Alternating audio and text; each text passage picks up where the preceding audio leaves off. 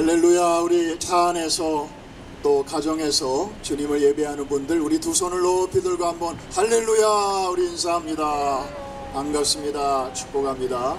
이 무더위에 얼마든지 시원한 에어컨 바람 쐬면서 집안에서 예배하실 수도 있는데, 또 오늘도 이쪽에 우리 사랑하는 교우들이 또 이 무더위를 뚫고 드라이브인 예배로 나오셨습니다. 참 못 말리는 분들입니다. 우리 옆에 계신 분에게 가족들일 텐데 이렇게 사랑의 하트를 하면서 사랑합니다, 축복합니다, 그대는 정말 못 말리는 분입니다. 우리 한번 인사 나누십시다. 고맙습니다.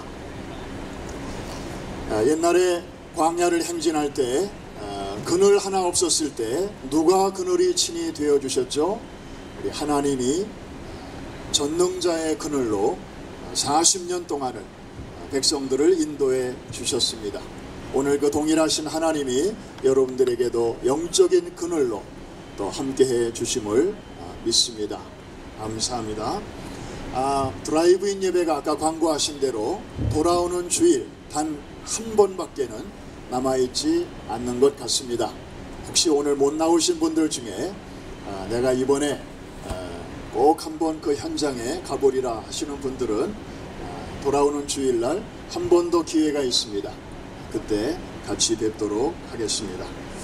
자, 오늘 날은 덥고 또 차 안에 계시기 때문에 설교를 오래 하면 처음에는 은혜가 오다가 나중에는 열이 올 수도 있습니다. 그래서 가급적이면 제가 시계를 보고 말씀을 간단히 전하도록 하겠습니다. 20세기 최고의 소설로 알려진 작품이 하나 있습니다. 1960년대 말에 있었던 체코의 민주화 운동인 프라하의 봄을 배경으로 젊은 의사와 호텔 카페에서 일하는 여종업원 사이에 그 사랑을 다룬 그런 작품이죠. 전혀 몰랐던 두 남녀가 서로 연인 관계로 발전하기까지 6번의 우연한 일이 있음을 소설에서 말하고 있습니다. 첫 번째 우연은 7년 전에 이 테레사라고 하는 여인이 살고 있는 마을에, 시골 마을인데 우연히 치료하기 어려운 편도선 환자가 발생을 합니다. 그 바람에 이 토마스라는 의사가 일하는 도시의 병원이 있는데 그 도시의 과장을 급히 이 시골 마을로 이제 보내게 됩니다. 두 번째 우연은 이 과장이 출장 가기 직전에 우연히 좌골 신경통이 이제 몸에 생기면서 움직일 수가 없게 됩니다. 그래서 어쩔 수 없이 이 토마스라는 의사가 이제 대신 그 출장을 가게 됩니다.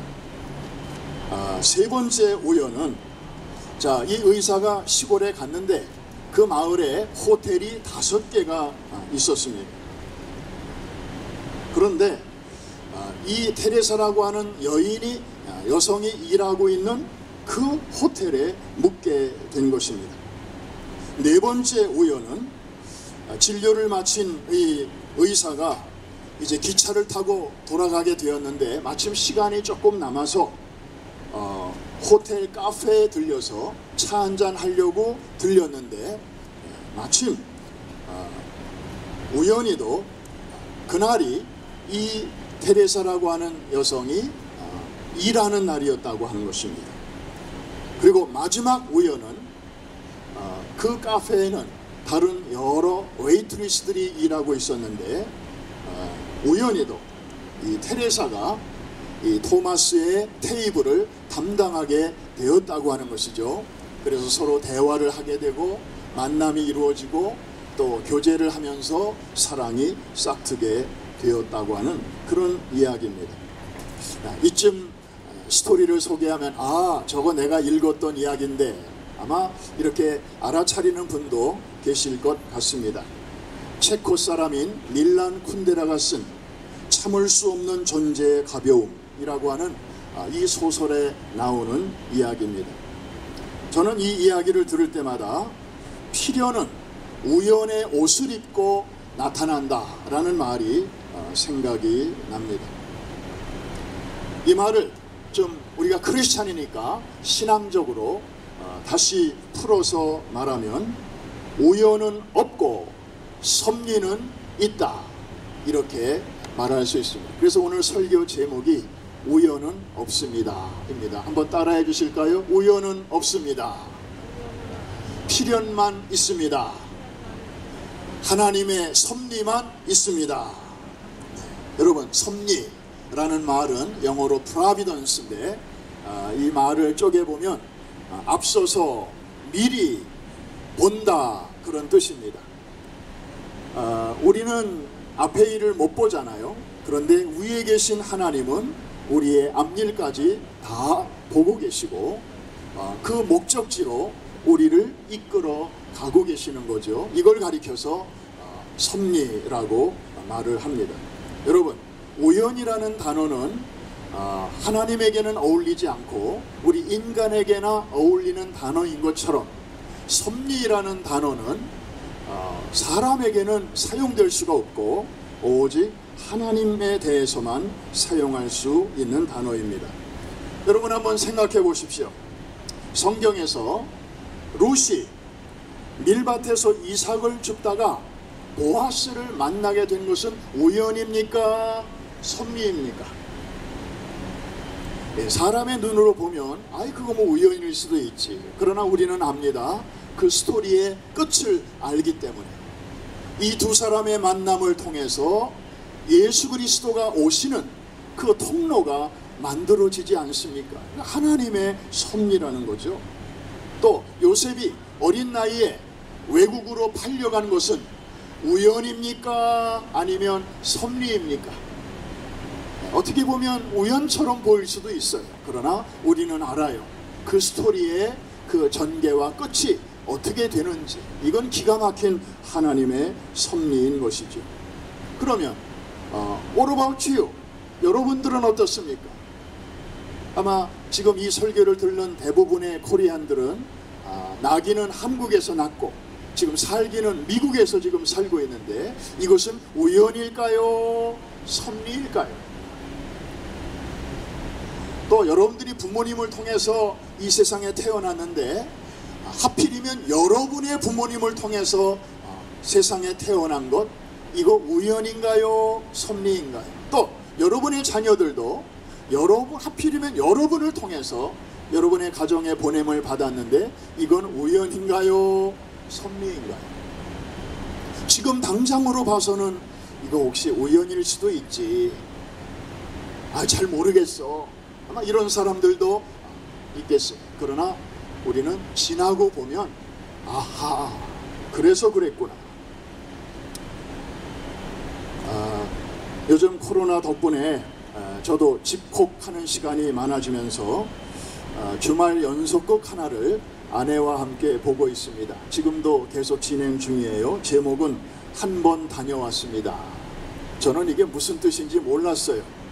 그런데 드라마를 보면서 보니까 이게 결혼했다가 한 번 이혼했다, 이 말을 한 번 다녀왔습니다, 이렇게 돌려서 얘기를 하는 거더라고요. 자, 이 드라마를 보니까 거기에 주연도 있고 조연도 있고 뭐 엑스트라도 있고 많은 사람들이 거기 등장하는데 그 사람들 중에 어느 누구도 각본에 없이 혹은 연출자의 허락 없이 우연히 나와서 뭔가를 말하고 어떤 연기를 하고 들어가는 사람이 있을까요? 없을까요? 의미 없이 나오는 사람 한 사람도 있을 수가 없죠.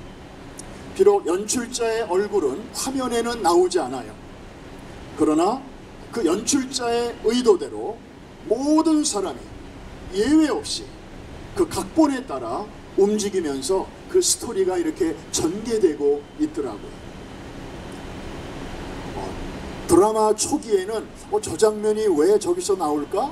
전혀 이해가 안 됐는데 드라마를 몇 개 보다 보니까 그거 몇 주 전에 나왔던 그 장면이 그래서 나왔었구나 하는 거를 뒤늦게서야 이제 깨닫게 되었습니다.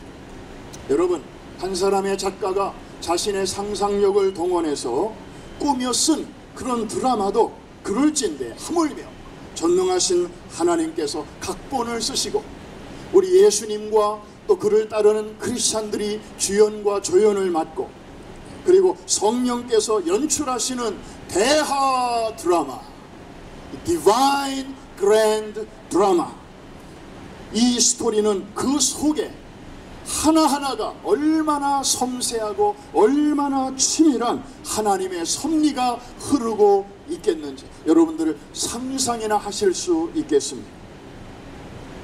여러분, 이제 저와 여러분도 사실은 하나님의 그 드라마의 한 부분입니다. 우리 옆에 계신 분에게 한번 인사하십시다. 그대나 나나 하나님의 드라마의 한 부분입니다. 시작. 우리 모두가 다 바로 그 드라마에 출연하는 사람들입니다. 이제 오늘 사도행전에 나오는 그 위대한 드라마 속으로 우리 잠깐 한번 들어가 보겠습니다. 오늘이 사도행전 공부 21st 21번째 시간입니다. 벌써 많은 시간이 이렇게 흘렀네요. 자, 바울은 지금 2차 전도 여행 중에 있습니다. 지금 아시아에 있나요? 유럽에 와 있나요? 예, 출발은 아시아에서 했는데 지금 어느새 유럽에 와 있습니다. 바울이 유럽 땅을 밟은 다음에 맨 처음에 전도한 지역은 어느 지방이었나요? 이거 연말에 있을 퀴즈 지금 미리 한번 다 내봅니다. 처음에 어느 지방으로 갔었나요? 그 왜 며칠 전 꿈에 그 지방 사람이 나타났잖아요. 예, 맞습니다. 마게도니아 지방이었습니다.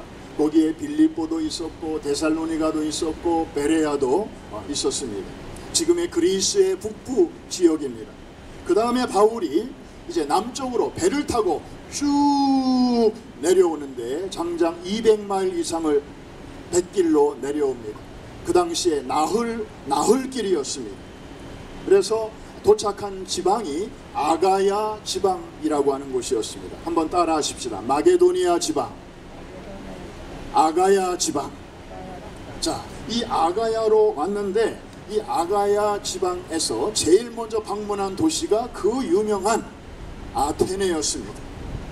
철학의 도시, 그 우상의 도시에서 바울은 나름대로 열심히 애써 복음을 전했지만 반응은 냉랭했고 열매는 빈약했습니다.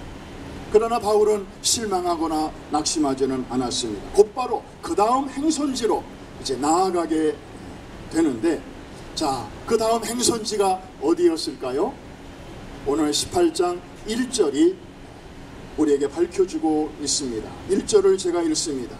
그 후에 바울이 아덴을 떠나 고린도에 이르러, 한번 따라 합시다. 고린도에 이르러, 고린도로 가게 되었습니다. 자, 여러분들에게 질문 하나 드립니다. 왜 바울은 아테네 전도를 마치고 갈 곳이 여러 도시가 있는 중에 하필이면 고린도로 갔을까? 바울이 전에 가본 적도 없고 따라서 거기에 아는 사람도 한 사람도 없는데 why Corinth? 왜 고린도로 갔을까? 우연일까요? 섭리일까요?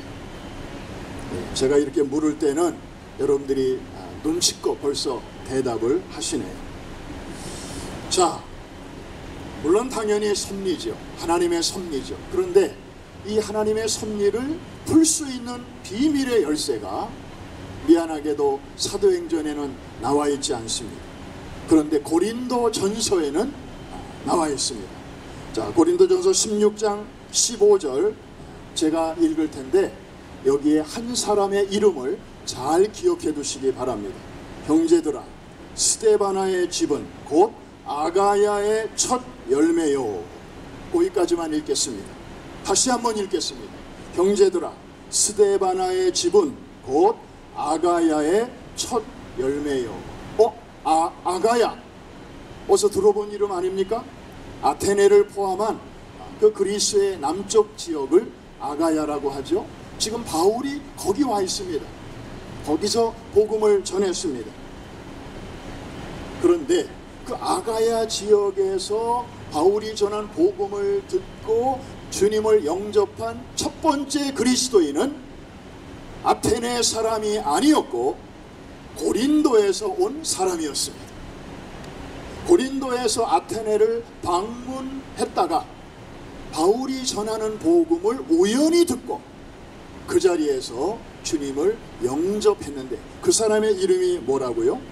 스데바나라는 사람이었습니다. 아마 거기 스데바나의 집은 이렇게 표현한 거로 봐서 그 패밀리가 같이 아테네 방문 중이었지 않나 생각이 듭니다. 자, 여러분 다시 한번 정리해 봅니다. 이게 우연인지 섭리인지 여러분들이 한번 판단해 주십시오. 자, 바울이 아가야 지방에서 제일 먼저 복음을 전한 도시는 어디였다고요? 아테네. 그 아테네에서 처음으로 주님을 영접한 사람은 아테네 사람인가요? 고린도 사람인가요? 고린도 사람입니다. 그 이름이 뭐라고요? 스데바나. 사실 그가 하필이면 그때 방문을 해가지고 하필이면 또 바울이 복음을 전할 때 그 자리에 있게 된 것, 어떻게 보면 우연처럼 보이는 일이었습니다마는 알고 보니까 하나님의 섭리였습니다. 자, 그 다음이 중요합니다. 몇 안 되는 주님을 영접한 사람 중에 하나가 스데바나였으니까 바울은 그 사람과의 대화가 이제 시작이 되지 않았겠습니까? 어디서 오셨습니까? 형제는 저 고린도에서 왔습니다. 고린도요? 고린도 거기 상황은 어떻습니까? 거기 대단합니다. 아가야 지방에 거기 수도 아닙니까? 사람도 많고요. 그런데 정말 제가 바울 선생님의 복음을 듣고 고린도를 다시 보니까 경제적으로는 아주 부강한데 도덕적으로 영적으로는 정말 어둠의 도시입니다. 정말 거기에도 복음이 필요합니다. 바울은 그 스데바나를 통해서 고린도에 대한 설명을 듣습니다. 그 설명을 들으면서 바울은 영적으로 뭔가를 느꼈습니다. 하나님이 나를 거기로 부르시는 것, 하나님의 콜링으로 이해를 합니다. 여러분, 이것은 처음 있는 일이 아니죠? 얼마 전에 바울에게 비슷한 일이 있었잖아요. 아시아에서 복음을 막 열심히 전하려고 하는데 예수의 영고 성령이 막으셨어요. 그래서 그럼 어쩌란 말이야? 어디로 가란 말이야? 하고 한밤중에 뒤척이고 있는데 하나님이 꿈을 통해서 한 마게도니아인의 환상을 보여주셨잖아요. 와서 우리를 좀 도와주십시오 하는 그 호소를 듣고 이제사 우리를 막으신 이유를 깨닫게 된 것이죠. 그래서 그 다음날 아침에 짐을 꾸려가지고 배를 타고 유럽으로 건너간 거 아니겠습니까? 그런 경험이 얼마 전에 있었기 때문에 바울은 영적으로 느꼈습니다. 이거는 이제 고린도로 가라는 하나님의 부르심이로구나. 여러분 한번 조용히 한번 생각해 보십시오.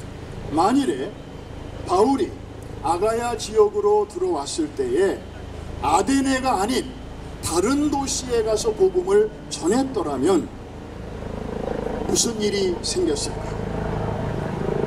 그리고 두 번째로는 이 고린도 사람인 스데바나가 아데네를 방문할 일이 없었더라면 사도행전의 스토리는 어떻게 진행되었을까요? 바울을 만나지도 못했을 것이고 따라서 복음을 들을 수도 없었을 것이고 주님을 영접할 기회도 얻지 못했을 것입니다. 따라서 바울에게 고린도에 대한 정보도 줄 수 없었을 것입니다.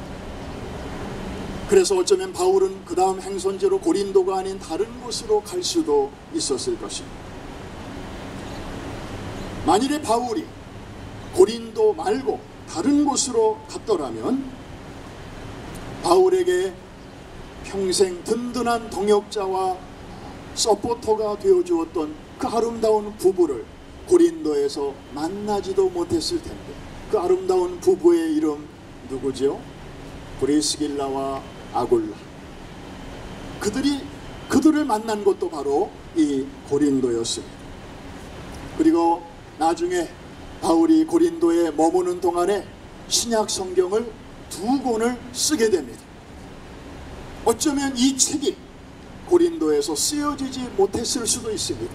바울이 맨 처음에 쓴 편지가 데살로니가 전후서, 그리고 이제 2차 전도 마치고 나중에 3차 전도 여행 중에 고린도를 다시 방문하게 되는데, 거기서 3개월 동안 머물면서 로마에 있는 성도들을 염두에 두고 쓴 복음의 엑기스를 담은 그 편지 로마서를 이 고린도에서 썼던 것입니다. 여러분, 참 이 고린도에서 일어난 많은 일들이 있지 않습니까? 그런데 그 모든 일들의 시작이 아데네에서 만났던 그 한 사람과의 만남을 통해서 시작이 되었다는 사실. 그 고린도 출신 그 스데바나라고 하는 사람, 그 사람과의 그 짧은 만남이 이렇게 하나님의 드라마에서 크고 놀라운 역사의 그 실타래가 되었던 것입니다. 사랑하는 성도 여러분, 세상에 우연은 없습니다. 오직 하나님의 섭리만 있는 줄로 믿습니다. 여러분, 우리는 지금 정말 한 번도 기대하지 않았던 그런 시기를 통과하고 있습니다. 전 세계를 강타한 지구적 재난인 이 코로나 사태, 지난 3개월 정말 끔찍했습니다. 처음에는 너무 얼떨떨하고 혼란스러웠습니다. 아까 우리 장로님 기도해 주신 것처럼 정말 우리는 세상이 이거 어떻게 되는 건가, 직장에도 못 나가고 학교에도 못 가고 교회에도 못 나가고 도대체 살다 이런 일을 다 보내. 그러면서 많은 분들이 아프기도 하고, 그 중에 더러는 또 황망한 중에 주님 품에 가시기도 했습니다. 그런데 오늘 이 자리에 나오신 분들, 또 온라인으로 예배하시는 모든 분들, 참 하나님의 특별하신 섭리 속에서 그 끔찍한 코로나 사태를 뚫고 지금 이 시간 우리가 이 자리에 와 있는 것은, 이거는 우연인가요? 아니면 하나님의 섭리인가요? 바울이 고백한 것처럼 나의 나된 것은 전적으로 하나님의 은혜요, 하나님의 섭리의 결과물인 줄로 믿습니다. 그러므로 우리 성도들의 딕셔너리에서는 없애야 할 단어들이 몇 가지가 있습니다. 운, 재수, 운명, 사주팔자, 궁합, 이런 것들은 전에는 있었지만 이제는 우리의 딕셔너리에서는 찾아볼래야 찾아볼 수가 없는 것은, 우리가 하나님의 섭리 안에 있기 때문에 그런 시시한 단어들이 들어갈 자리가 그 안에는 없는 줄로 믿습니다. 지금 이 시간 가정에서 혹은 한 차 안에서 예배드리는 부부가 있을 것입니다. 내 옆에 있는 남편, 또 내 옆에 있는 아내, 이 사람과 만나서, 어떤 분들은 이 인간이라는 표현도 씁니다만, 이 인간과 만나서 지금까지 지지고 볶고 하면서 산 것이 과연 우연일까, 하나님의 섭리일까? 이제는 여러분들 대답하셔야 됩니다. 힘드셔요? 대답하기 어려워요? 아닙니다. 이것마저도 여러분, 아니 이것마저가 아니라 이만큼 중요한 일이 어디 있습니까? 하나님이 이런 일에 간섭 안 하실 리가 없습니다. 하나님의 엄연한 섭리 가운데서 옆에 계신 분을 만나서 이날까지 살아온 것 여러분들이 아셔야 됩니다. 여러분, 지금 세계 인구가 75억이 넘습니다. 그 중에 한 5억은 어린아이, 또 좀 이렇게 아주 연세 많으신 분들이라고 치고, 얼마든지 맘만 먹으면 결혼할 수 있는 연령이 한 60억이라고 하십시다. 그러면 그 중에 절반은 남자요, 그 중에 절반은 여잔데, 여러분 30억이라고 하는 아내감 중에서 하나님께서 섭리 가운데 여러분의 아내로 섭리하시고 인도해 주신 여자가 바로 여러분 옆에 앉아있는 바로 그분이라는 사실 믿으시면 아멘. 크랙션으로 아멘을 하셨어요. 반대로 내 옆에 있는 남편도 참 내 신랑감이 이 지구상에 30억 넘게 있는데 그 중에서 하나님이 뽑고 뽑으셔서 나에게 딱 맞는 사람으로 내 앞에 딱 인도해 주신 분이 바로 이 남자라고 하는 것이 믿어지시는 분들만 아멘 아니면 크락션. 할렐루야. 그렇습니다. 더 이상 이 인간 저 인간 그렇게 생각하면 안 돼요. 하나님의 작품이에요. 하나님의 솜씨예요. 그래서 정말 서로를 바라볼 때에 그대는 정말 하나님이 나를 위해서 보내주신 나의 better half요. 항상 이런 마음으로 살아갈 수 있기를 바랍니다. 여러분의 자녀들은 어떻습니까? 여러분을 통해서 이 세상에 왔지만 보내신 분은 따로 있습니다. 하나님이 보내셨습니다. 하나님이 보내주신 선물입니다. 하나님은 고민 많이 하셨습니다. 자, 이 아이를 세상에 보내야 될 텐데 이 아이와 똑같은 애는 전 세계에 아무도 없는데 정말 유니크한 아이인데 이걸 어느 집에 맡기면 정말 주의 교양과 훈계로 잘 키울 수 있을까?